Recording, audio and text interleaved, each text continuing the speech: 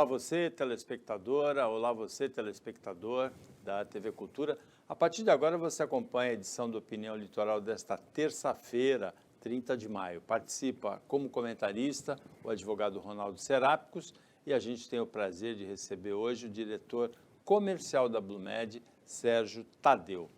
A pandemia afetou duramente, a gente conversava um pouquinho antes aqui, todos os planos de saúde, né? Muitos procedimentos ficaram sem possibilidade de serem feitos, se acumularam para o pós-pandemia e as operadoras enfrentam problemas. Dirigir uma operadora hoje é gerenciar a crise, Sérgio? Boa tarde. Boa tarde a todos, boa tarde. Sim, gerenciar a saúde hoje no Brasil é gerenciar a crise. Fazer a gestão de saúde é muito complexo. Eu vou dar a minha opinião com relação à pós-pandemia. Antes pandemia, nós estávamos acostumados a se automedicar e no médico em último caso, né? E o médico também, ele fazia um exame mais detalhado, certo? Pós-pandemia, com o medo do que não saber aquilo que tem, as pessoas hoje procuram muito mais os centros de saúde, as clínicas, os laboratórios e os médicos. E os médicos hoje estão passando muito mais exames para ter a garantia e a certeza daquilo que ele tem do que antes. Então, houve um outro modelo. Hoje estamos vivendo um outro modelo. As pessoas, em vez de se medicar, estão procurando o seu médico para saber exatamente o que tem. É uma mudança cultural, Ronaldo? Boa tarde. Boa tarde, Paulo. Boa tarde, o telespectador do Opinião. Boa tarde ao Sérgio. O assunto é interessantíssimo e complexo, Paulo, porque a pandemia foi uma coisa estrondosa, né, que mudou os nossos hábitos, mudou o jeito da gente pensar, mudou a política, né, mudou o planeta. E é evidente que quem está no meio do furacão é o pessoal da área de saúde, e os planos de saúde com certeza sofreram muito. E não dá para você achar ainda, né, não deu tempo ainda de a gente achar as causas, as razões, mas o fato é isso que o Sérgio colocou, é que as pessoas pensam diferente hoje. O que, de uma certa forma, Sérgio, me leva para um aspecto dos planos de saúde em geral, que assim, eu sempre defendi que nós tínhamos que ter um engajamento maior dos planos na prevenção às doenças. Eu não entrava na minha cabeça porque, para mim, era muito mais simples o sujeito, por exemplo, descobrir que tem um câncer de próstata no início e fazer um tratamento muito mais simples do que deixar esse usuário ter um câncer avançado e você pagar UTI, pagar uma cirurgia caríssima, etc, etc. E, de repente, hoje, você tem um monte de gente, não sei se podemos ser exagerados e falar que o povo ficou um pouco hipocondríaco, né? Eu conheço vários hipocondríacos, está aqui o Paulo Schiff, que não me deixa mentir. Mas, enfim... É uma acusação isso? Não, é porque é uma saúde incrível, né? Um cara que passou por pandemia, passou pela peste bubônica, que está aí até firme e forte no jornalismo santista. Mas eu queria te abordar esses dois aspectos. Do meu ponto de vista, é lógico que você vai falar sobre o que aconteceu na pandemia, Sérgio, mas, primeiro, essa história da prevenção versus o uso abusivo do plano. Quer dizer, como é que a gente equilibra isso daí? E com relação eu vou falar mais tarde sobre modelo de negócio, né, depois que você responder isso. Mas, do ponto de vista de legislação, hoje atrapalha a legislação que existe sobre os planos de saúde? Há algum exagero, há alguma coisa que você fala, não, isso aqui é um custo abusivo que está prejudicando os planos e, consequentemente, o usuário? Eu queria que você começasse com esses dois aspectos, a prevenção e a legislação existente hoje sobre o plano de saúde. Tá, uma ótima pergunta. É um debate que pode se estender por muito tempo. Primeiro, a prevenção. Seria ótimo se todos entendessem e contribuíssem com a prevenção. Para o plano, é muito melhor eu ter um custo para prevenir com exames do que com a enfermidade já estabelecida. Mas existem dois pontos. Tá? Existe um outro lado do beneficiário aceitar essa condição. Inclusive, nós chegamos a estabelecer um plano um plano que chamava Prevenção à Saúde, aonde colocávamos enfermeira para administrar. Nós formávamos grupos de enfermidade, diabéticos, obesos, e aonde para pré-existência, para condições exatamente, com comorbidade, aonde nós monitorávamos essas enfermidades. A ideia é fantástica. Um cardíaco que sabe que tem um problema cardíaco teria um Sim, plano especial para ele. Até um aplicativo, até administrávamos se ele estava tomando medicamento ou não. E isso não vingou. Não vingou porque não encontramos uma resistência do outro lado, muitas vezes. Certo? Mas a prevenção é coisas que estamos num plano de ação, em um determinado momento vai voltar esse assunto, já está em pauta internamente, e vamos estabelecer novamente, mas num aplicativo mais moderno e não de uma forma impositiva, porque ele se sentia invadido, sim. entendeu? Você acha que isso tem alguma relação, por exemplo, com os planos cooperados, aquele que cada vez que o usuário procura um atendimento, ele paga faz uma consulta, paga um pedacinho, faz o exame, paga um pedacinho?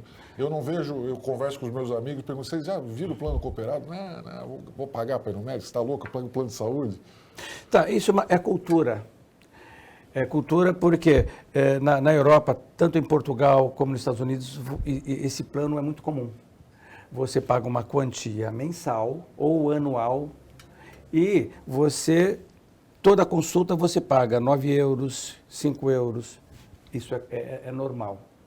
Tá? Isso seria ótimo para as operadoras até administrar os custos. E a pessoa passar a ter consciência, né, do que ela está fazendo, Com certeza, eventualmente alguma coisa desnecessária, exagerada. Agora, Sérgio, você falou de uma mudança de hábito do usuário do plano de saúde que justificaria um novo cálculo atuarial, né? Se é o cálculo atuarial que deu base para o custeio, né, para a mensalidade desses planos, dos usuários. Se esse cálculo ficou defasado por uma mudança de hábito do usuário, teria de haver um novo cálculo, né? E é por isso que eu fiz a pergunta da legislação, que eu queria ver se hoje é permitido, você tem ferramentas para fazer isso. Porque se não fizer, quebra tudo. Sim, o nosso maior problema é exatamente o alto custo de alguns procedimentos. Para você registrar um produto, primeiro, para você colocar no mercado um produto, você precisa registrar perante a ANS e você precisa estabelecer as suas bases de cálculos de cada faixa etária. Você tem um valor, está dentro do seu plano de negócios, custos.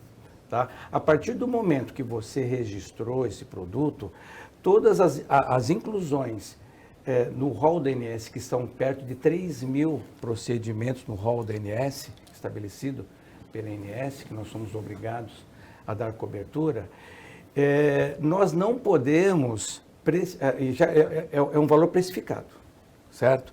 Colocamos no mercado. Se depois de 6 meses, 10 meses, houver outros procedimentos nesse rol, a gente não pode mexer mais nesse produto, com relação a valor. Só se nós estabelecermos outro produto, mas aí a gente sai fora do mercado. Mas aí, em muitos casos, há determinações judiciais que obrigam a operadora a custear um tratamento que está fora do rol. Paulo, você foi muito feliz em falar que hoje nós, as operadoras, estamos passando por um momento muito difícil, que é conter as nossas despesas, equilibrar o nosso sinistro, a utilização, que pós-pandemia estourou.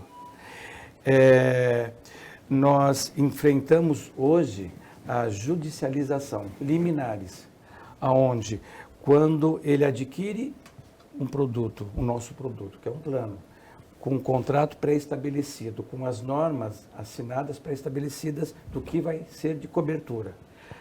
Vou dar um exemplo para você, que 6 meses de internação. Mas uma semana depois, ele precisa ser internado, ele entra como liminar, o juiz dá autorização para ele ser internado e os custos ficam conosco. Isso é uma coisa comum. É culpa do advogado, do Ronaldo Serapis, não é? Não, você sabe que é uma polêmica É sua que nem culpa, vale não? a pena.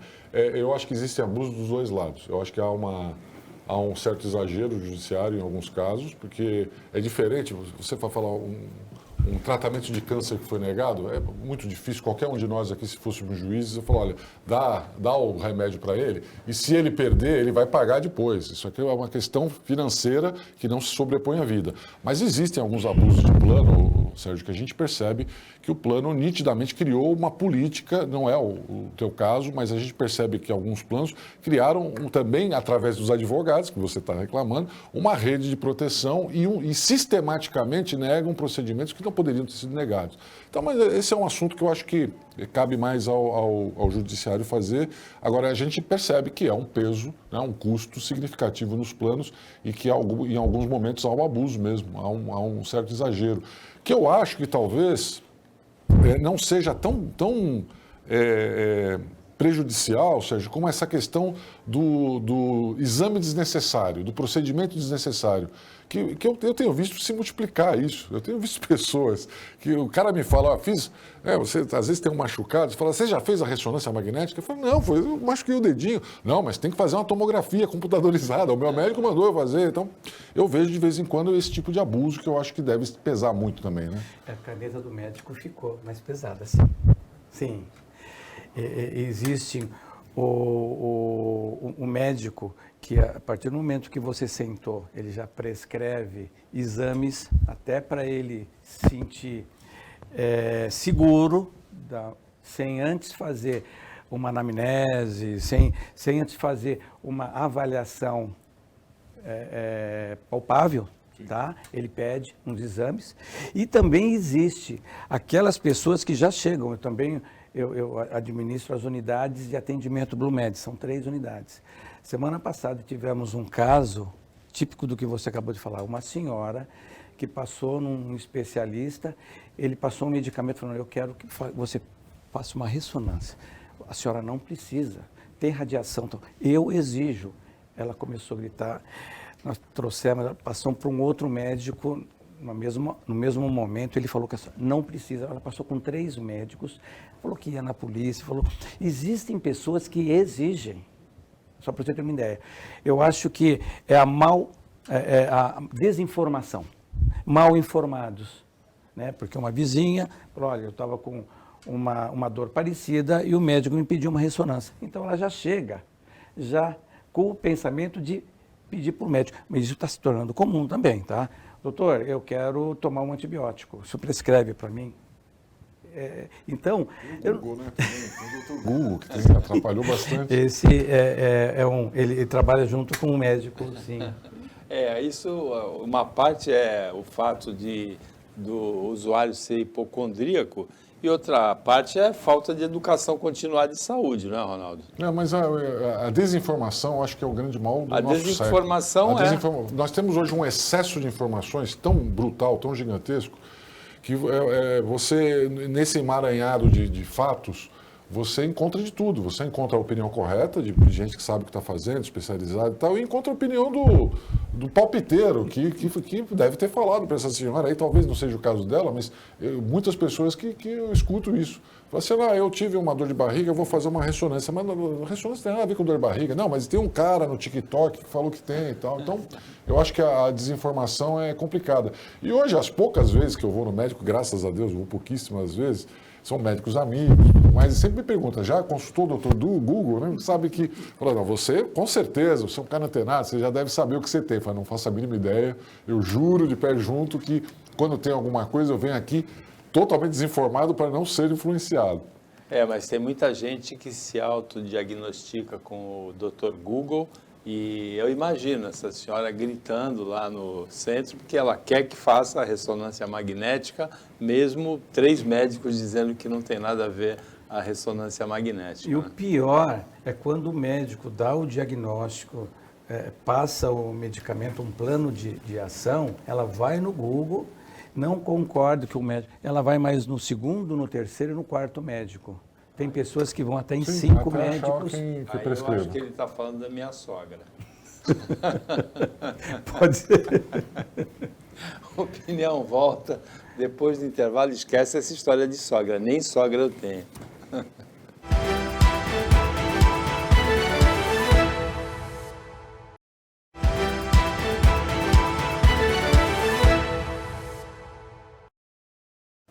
Voltando com a opinião litoral desta terça-feira, o Ronaldo Serápicos é o comentarista de plantão hoje aqui. Plantão porque a gente está falando de problemas médicos, né? E nós recebemos com muito prazer hoje o diretor comercial da Blumed, o Sérgio Tadeu. Sérgio, no bloco anterior você falou da implantação, que não deu certo da primeira vez, vai vir uma segunda onda aí, né? A gente pode falar assim, da mentalidade de prevenção. Eu sei que você é da Blumed, vou falar de um outro plano concorrente que tem prevenção até no nome, não é? Prevent Senior, que veio com outro conceito, que é justamente esse conceito da prevenção, não é? Foi inovação isso na época? Sim, ó, é muito difícil a gente falar do concorrente, eu a gente sei. respeita bastante. Mas eles vieram com uma proposta bem inteligente, no meu modo de ver, que é exatamente o que todos os planos querem, que é na prevenção e com um público-alvo, acima de 50, se eu não me engano, Sim, acima 50 a de 40, 55. 50, 55 anos, né? E eles viram as dores e fizeram um plano de ação para esse público e colocaram alguns hospitais colocar em prática a execução de modo de atendimento e de prevenção, como aparelhagem, como era somente um público, ficou muito mais fácil. Teve até distribuição de kit, não teve? De prevenção? Teve sim. Até quando você tem um público único, né? O público sênior, vou dar um exemplo. Aí, né? Você foca somente nesse atendimento, é mais fácil do que você lidar com de 0 a 90 anos, que você precisa se preocupar com. Por exemplo, a maternidade, por exemplo, não deve ser uma preocupação deles. Né? Não, com certeza não. Primeira faixa, que é até 18 anos. Isso, Sérgio, esse assunto me leva a uma pergunta que eu tinha reservado para esse bloco, que é a questão do modelo de negócio. Então, você deu um exemplo de um concorrente e no intervalo você me falava aqui também de novas estruturas que a Blumed está pensando em desenvolver. Hoje a gente vê alguns planos de saúde construindo os seus próprios equipamentos. Eu me lembro no comecinho dos planos, era tudo credenciado. Né? 100% da rede hospitalar eram credenciados, 100% dos exames eram credenciados. O plano não fazia nenhum atendimento. Inclusive eram os bancos que começavam, né? Os bancos que foram os primeiros a fazer, depois que veio a Unimed, uma pioneira aí nas cooperativas. Mas o modelo de negócio vai ser esse daqui para frente?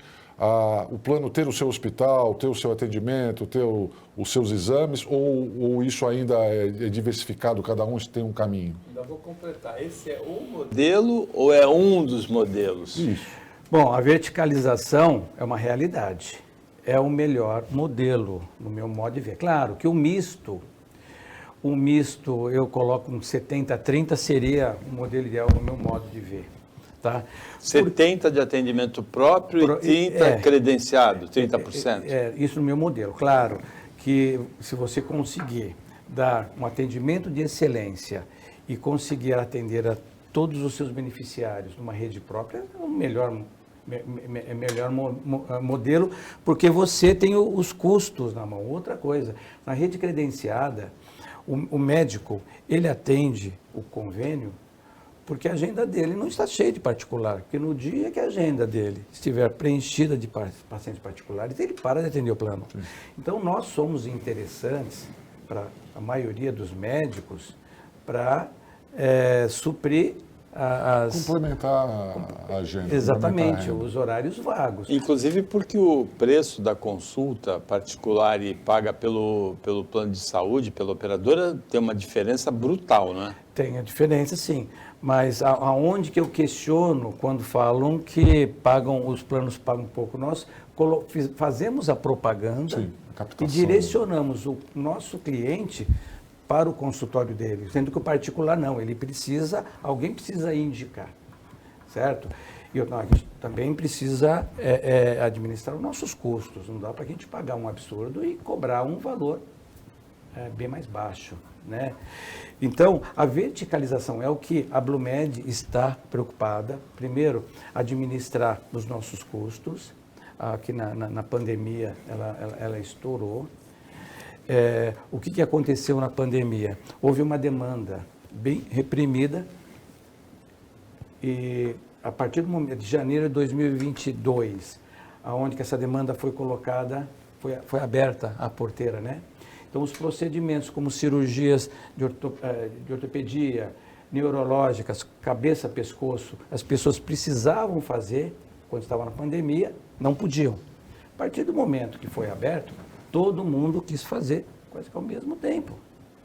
Primeiro, nós não dávamos conta da nossa disponibilidade de atendimento, tanto nos centros cirúrgicos, como nas diárias dos nossos leitos do hospital, UTI, e houve um excesso de atendimento, porque as pessoas, mesmo aquelas que poderiam esperar, não queriam esperar. Foram todas para os médicos, para os hospitais, para os laboratórios. Isso dificultou a gente. Foi aonde que nós estamos no firme proposta de... aqui na unidade, inauguramos agora em janeiro, 18 consultórios, estamos montando mais 2 ali. Vamos chegar a 8, 9 mil atendimentos mês. São consultórios, qual que são os consultórios médicos? Isso. Nós vamos ter em torno de 20... médicos Todos contratados. Todos contratados. Isso, a agenda é nossa. Sim. Com 20, 21, vamos chegar a 22 especialidades. Temos salas até para pequenos procedimentos, cirurgia plástica, pequenos procedimentos invasivos, nós fazemos ali. Então, estamos trazendo para dentro de casa e administrando esses custos. Você tem algum plano para exames, principalmente os mais básicos, né? Hoje a gente tem que sair do médico para ir fazer um exame de sangue, por exemplo. Se você já está no médico ali, você já faz ou um raio-x, um exame de sangue. Talvez os procedimentos mais simples tenham alguma perspectiva disso? Não, nós temos laboratórios parceiros. Dentro da unidade, nós temos um ponto de coleta de exames de laboratório, exames de sangue e ginecológicos. Dentro da nossa unidade, ele pode sair, vamos supor, dermatologista e passar o já não se ginecologista desloca, e já uma... passar ali mesmo na sala de coleta de material. Mas temos parceiros, não próprio. Agora, você falou que, no bloco anterior, que gestão de saúde no Brasil hoje é gerenciamento de crise, né? Uhum. Gestão de saúde em geral, você está se referindo tanto à saúde das operadoras, das seguradoras de saúde, como saúde pública. E muito se fala atualmente que a saúde tem custos dolarizados no Brasil e recebimento em reais. Uma parte do problema é essa? Remédios, equipamentos, é tudo em dólar? Olha, eu não vejo dessa forma, tá? Mas eu sei que os nossos custos, ele sofre variação, se não for mensal, é bimestral. Ele sofre, sim. E o reajuste só anual? Só anual. Uma vez por ano. O pessoa física de acordo com a ANS e o PME, que a gente chama até 29 vidas, é de acordo com o pool de empresas. Você chega ao custo de todas essas empresas deram e a utilização, e você estabelece um único reajuste para todas essas empresas. Agora, Ronaldo, se eu fosse o Rockefeller, eu ia dizer que o melhor negócio do mundo é uma operadora de plano de saúde bem administrada e o segundo melhor negócio do mundo é uma operadora de plano de saúde mal administrada. É verdade isso? Seria verdade? Estávamos conversando aqui no começo, quando o início dos planos de saúde, né, da ideia de credenciamentos, foi feito por bancos, né? Então, os maiores bancos do Brasil tinham seus planos de saúde. Houve um recuo muito grande, né? Quando você vê um banco entrando no negócio, você fala assim, isso aqui é bom. Quando você vê o banco recuando, você fala, não é tão bom assim. Então, eu acho que, evidente, que é um segmento que a demanda não acaba nunca, né? O Sérgio sabe disso. Você vai sempre ter público, sempre ter mercado. Agora, é complicado, né? Não dá para ganhar sempre. É realmente complicado. Sérgio, no caso da Unimed, que é uma cooperativa, nós ouvimos muitas reclamações porque em 2022 houve prejuízo e quem arca com o prejuízo é o cooperado, né? O médico acaba, em vez de receber uma participação no lucro, ele paga uma participação no prejuízo. Com o plano de saúde privado, como é que faz? Quem é que paga o prejuízo? Quebra o plano? Olha, veja bem... Há alguns planos, assim, que tinham uma situação muito consolidada no mercado, estão saindo, né? Então, o que acontece? O nosso maior parceiro, no sócio, é a ANS. Ela vive, ela respira as operadoras. Inclusive, nós temos que mandar balancetes trimestrais, eles controlam. Nós não podemos, nós temos um fundo de reserva, margem de solvência, ativos garantidores, aonde preservam que essas operadoras, se porventura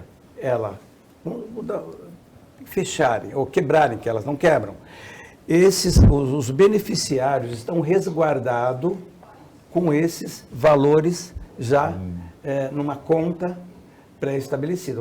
A Blumed tem, vamos por 15, não sei quantos milhões ali, garantido. Se caso aconteça alguma coisa, os beneficiários estão garantidos.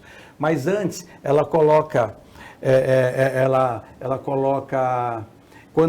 de acordo com o balancete, ela vê que você não está conseguindo pagar as suas despesas, ela coloca alguém, fiscal, dentro da operadora, para te dar rumos, para te ajudar a dar rumos. Se você não conseguir fazer a lição de casa num determinado tempo, você tem que repassar essa carteira para uma outra, vamos supor, tem que fazer um leilão, ou você vende, ou repassa essa carteira para um concorrente. A gente já viu alguns casos desse daí, Sérgio. Isso é uma maneira de resguardar o direito do usuário, né? Sim, não, eu inclusive fiz parte de um plano que era da minha categoria profissional, que foi absorvido por outro, porque não sei as razões, mas um dia recebi uma cartinha, agora você não é mais cliente desse plano, agora você é cliente do outro plano. Ninguém me perguntou nada, mas pelo menos eu não fiquei sem atendimento e a coisa continuou bem. E aí nós estávamos falando de bancos no começo, dessa história de transferência de carteiras, e a gente teve no mercado financeiro uma concentração brutal, né, de empresas. Hoje você tem no Brasil basicamente 5 grandes bancos e acabou, não tem mais banco pequeno. Isso aconteceu no varejo também, você tinha um monte de lojas de varejo, hoje você tem 2, 3 gigantes, e em outros setores também. Você acha que isso acontece nos planos de saúde no futuro, de haver uma concentração, fusão, ajudaria se você tivesse 3, 4 grandes planos de saúde no Brasil e só? Ou ao contrário, nós teríamos um monopólio, um cartel? Eu vou dar a minha opinião muito particular, eu acho que seria um monopólio.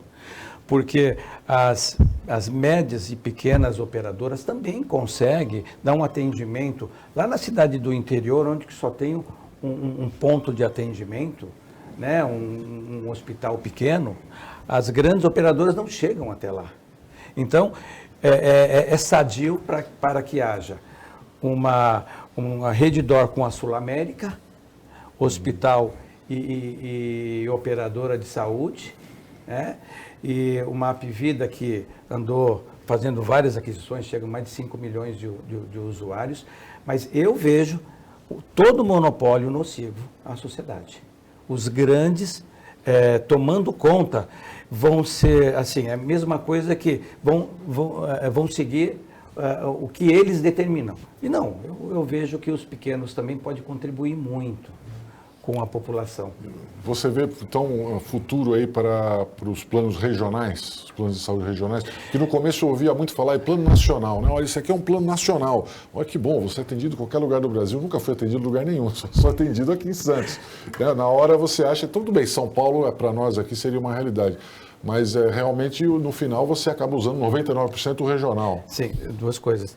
O que eu acabei de falar é uma opinião minha, isso não quer dizer Sim. que não vai haver cada vez mais aquisição dos grandes. Pode ser, pode ser. Tá? Eu vou torcer para que não aconteça isso. E quanto à regionalidade, plano regional, eu vejo que é muito bom para a população também.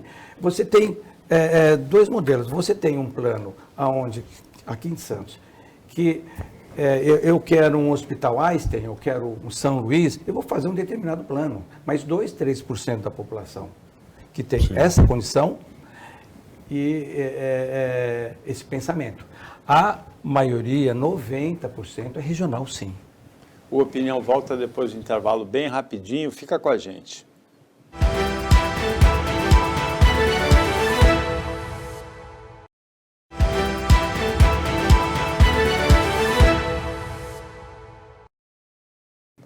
Voltando para o último bloco do Opinião Litoral desta terça-feira, nós recebemos aqui como convidado o diretor da Blumed, Sérgio Tadeu. O Ronaldo Serápicos atua como comentarista. Houve por muito tempo uma discussão, Sérgio, porque o Brasil tem um sistema de saúde público, o SUS, que teoricamente, e na prática também, atende a população toda. Então, eu sou usuário de um plano de saúde e eu sou atendido no SUS. O SUS cobra de você o atendimento que ele me prestou? Isso aqui é uma ótima pergunta também. As operadoras, mensalmente, mandam a quantidade, através do SIB, Sistema de Informação do Beneficiário, todos os CPFs das pessoas que entraram no plano aquele mês e a que saíram.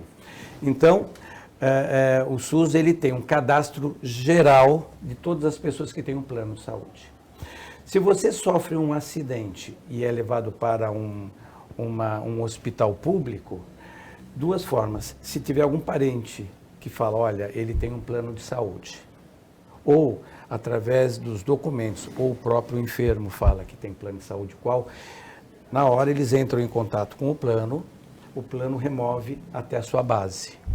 Caso não consiga entrar em contato com a operadora, é feito o tratamento e através da Secretaria de Saúde vem uma conta do tratamento dele, através de uma tabela já pré-estabelecida pelo SUS e acabou. E enfatizando que é de direito da população brasileira ter a saúde pública através é um direito do artigo 6º da Constitucional, né? de 1988, através da Lei 8.080 de 1990, chama Lei do SUS. Todo cidadão tem direito. E nós pagamos a conta, sim, de quem tem Blumed e é passado por um atendimento público, nós pagamos. Você tem noção da porcentagem da população brasileira que tem plano de saúde, não? Sim, hoje... Que a nossa cidade de Santos, a nossa região, são atípicos nesses números, né? Então, hoje nós temos 51 milhões de pessoas no Brasil que têm plano de saúde. 51 milhões. Para 210, temos um quarto da população. 25%. 25% da população.